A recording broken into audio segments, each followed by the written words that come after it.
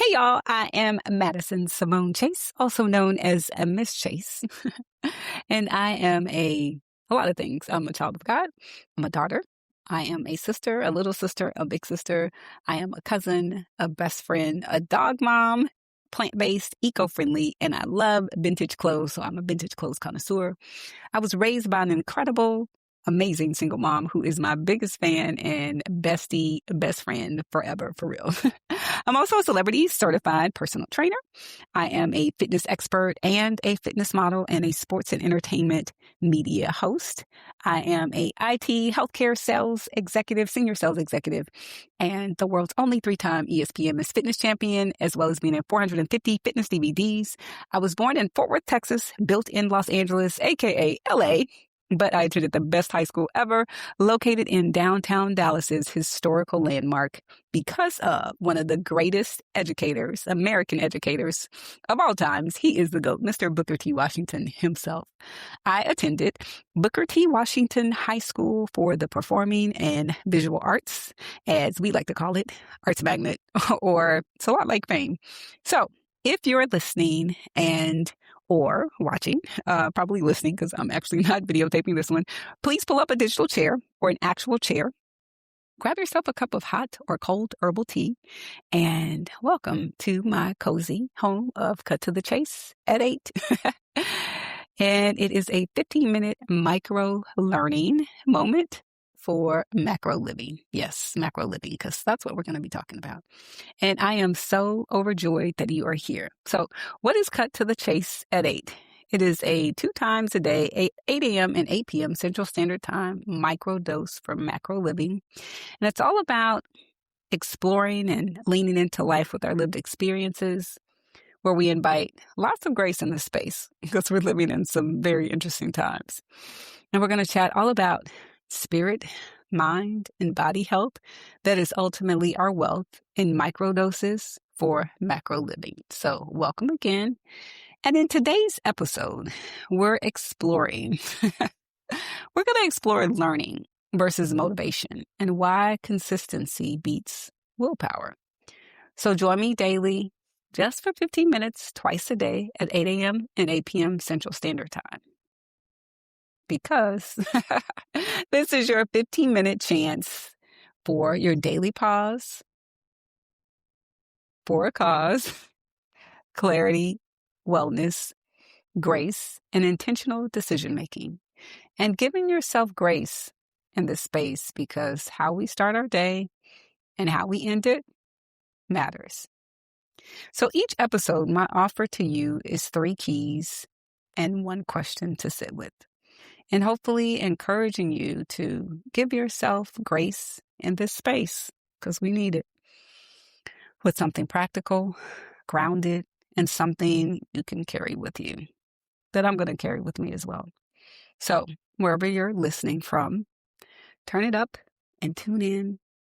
And if anything you hear today pricks your heart or lights a spark, I'd love for you to subscribe, share this with someone you care about, and please leave a 5-star rating and let me know your thoughts. Now let's take a breath together, inhaling for 3, 2, 1. Exhale 5, 4, 3, 2, 1. So let's lean into today's episode of Cut to the Chase at 8, and let's cut the noise, and let's get clear, and let's get ready, set, and go and grow and be great. So the title for today's episode is Micro-Learning versus Motivation, and why consistency beats willpower. All right, let's settle in. And I want to start today with a question that sounds pretty simple, but usually stops people in their tracks. You ready? If motivation actually worked, why do we keep starting over, including me? And here's a follow-up I really want us to sit with, that I'm going to sit with. So what if consistency has very little to do with how badly we want something, and everything to do with how our environment is set up? Because if motivation were enough, we wouldn't need restarts. And you know what I'm talking about when I say restarts.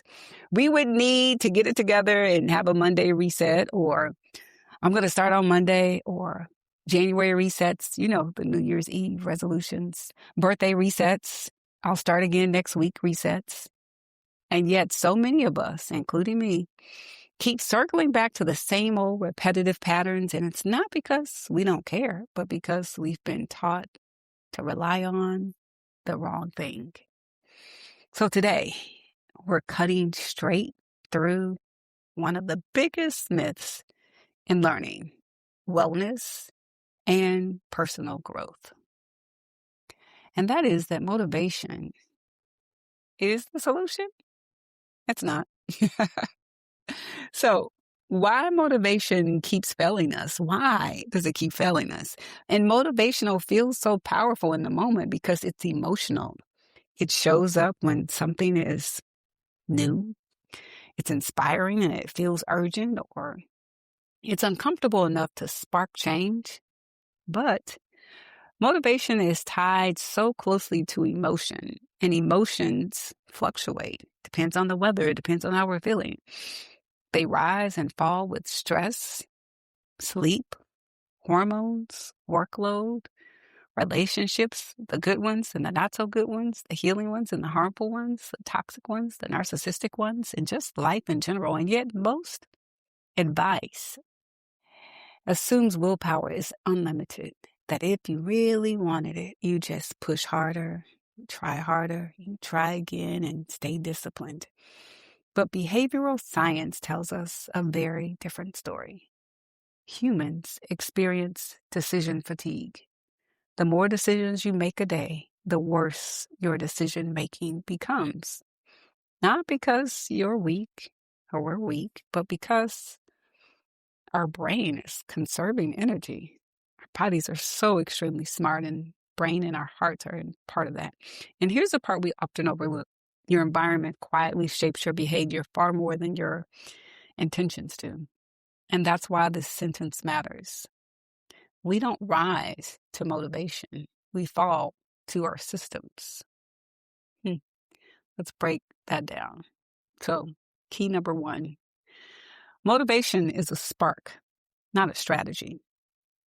And motivation is reactive. It responds to novelty and what's new, excitement, urgency, pressure, viral videos. That's why motivation loves beginnings and new ones, new notebooks, new planners, new routines, new promises, new relationships, new situationships. But motivation cannot sustain daily consistent behavior. It burns hot and then it burns out. So here's a reframe I want us to lean into and carry with us. As you go about your day, if your plan requires you to feel like it, it's already fragile.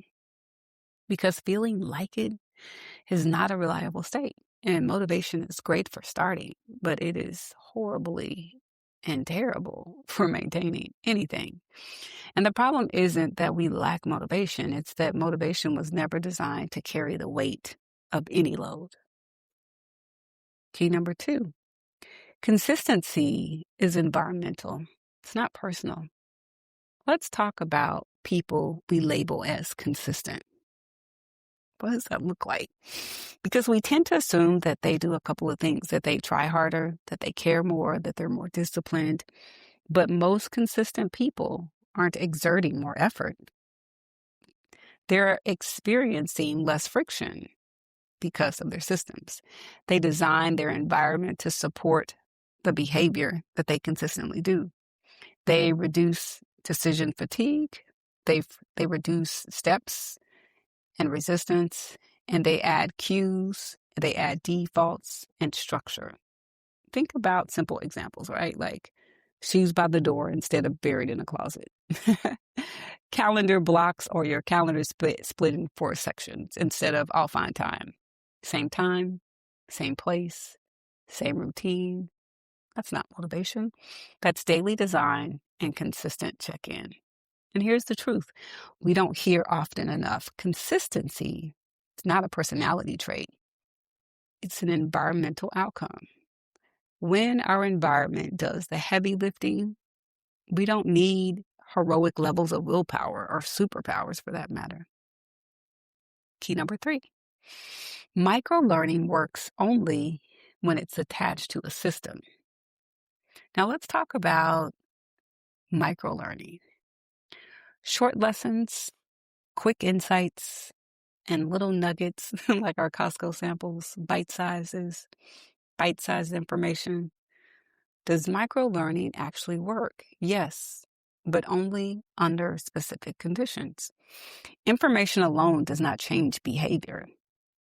What actually changes behavior is reflection, repetition, and context. Micro-learning works when it's repeated, when it's placed inside a routine, when it's connected to action. Otherwise, it becomes entertainment or scrolling. Something you consume, something that feels productive but doesn't actually transform anything. Okay, so here's the honest translation. Learning without structure feels good, but it doesn't stick, nor does it stay. And micro-learning isn't the problem. The absence of a system is the problem. So small inputs only compound when they're repeated consistently, not when they're inspirational but random. Scrolling and you like it, but that's it. So bringing it together. So when we catch ourselves saying things like, I just need more motivation, or I fell off again, or I cannot stay consistent.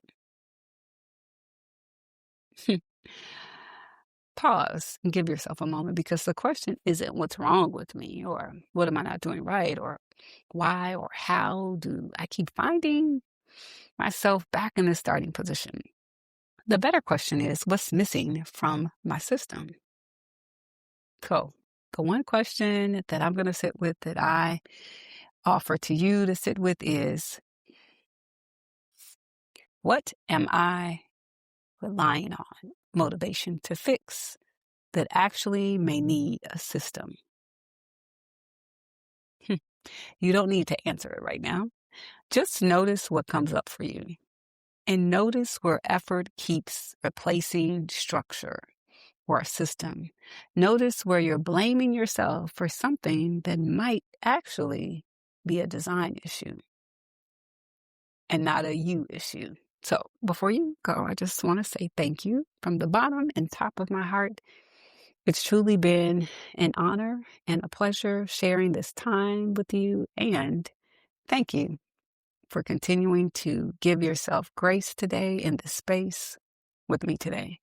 And I am so genuinely thankful that you chose to step into this cozy digital home with me. So before you head out, let's quickly revisit our 3 keys and one question from today's episode. Key number 1, motivation is a spark, not a strategy. It's great for starting, but it can't be trusted to sustain daily behavior. Key number 2, consistency isn't personal, it's environmental. So when we reduce friction and design our surroundings intentionally, consistency becomes easier to maintain. Key number 3, micro-learning works only when it's got a system attached to it, because information alone doesn't change behavior. Reflection, repetition, and structure do. So one question to carry with you today until we chat this evening. And here's your one question again that I offer for you and offer to you to sit with. What am I relying on motivation to fix that actually may need a system? So if today's episode offered you clarity, insight, or even a pause for a cause you didn't know you needed, if there's anything that I've shared that pricks your heart or lights a spark, I'd love for you to subscribe and share this with someone you care about. Or leave a 5-star rating. It helps this message grow and reach others. So thank you for joining me here twice a day for our daily 15-minute microdose for macro living. Now let's close with one breath together. Inhale, 3, 2, 1. Exhale, 5, 4, 3, 2, 1. I'll see you tomorrow at 8 a.m. and again at 8 p.m. Central Standard Time. This is Cut to the Chase at 8 with me, Madison Simone Chase. Start and end your day with intention and grace. And this twice a day at 8 a.m. and 8 p.m. 15-minute microdose for spirit, mind, and body macro living. It's Cut to the Chase at 8. And we're ready, set, and let's grow and go. And let's be clear and let's be great. Until